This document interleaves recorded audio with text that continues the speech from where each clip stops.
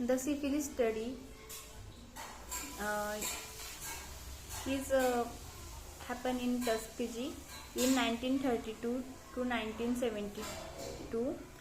In 1932, the U.S. Public Health Service began an investigation into natural history of this dread disease.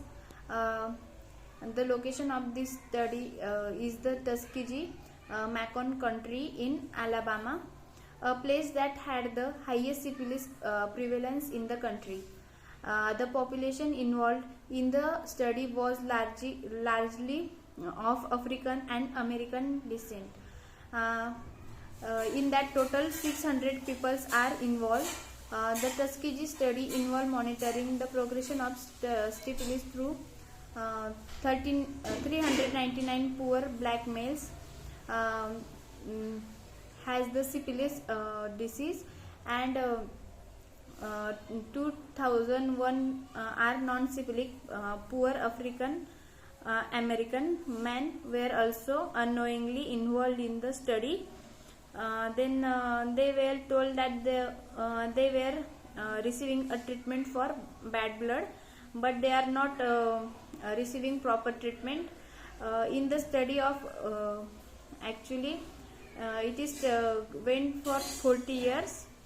The penicillin is the drug for the treatment, but it is did not given to the subject. So this is all about syphilis study. Then sulfanilamide tragedy in 1937. Elixir sulfanilamide in that taste of raspberry is added. Sulfonamide is the first systemic antibiotic. Sulfanilamide pill used to treat streptococcus coccal infections. The elixir sulfonamide is the disaster in 1937. In that mass poisoning is happened during September and October of 1937. More than 100 people are dead in US state.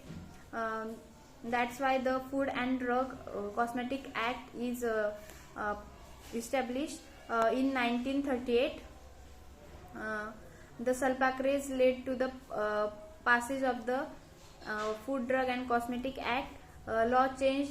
This law changed the drug focus of the Food and Drug Administration from that the policing agency primarily concerned with the confiscation of adulteration drug to a regulatory agency, increasing involved with overseeing the evaluation of new drugs. Then the thalidomide tragedy.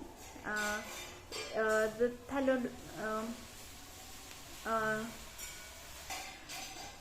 thalidomide is prescribed to the pregnant woman for sleep-inducing drug or morning sickness.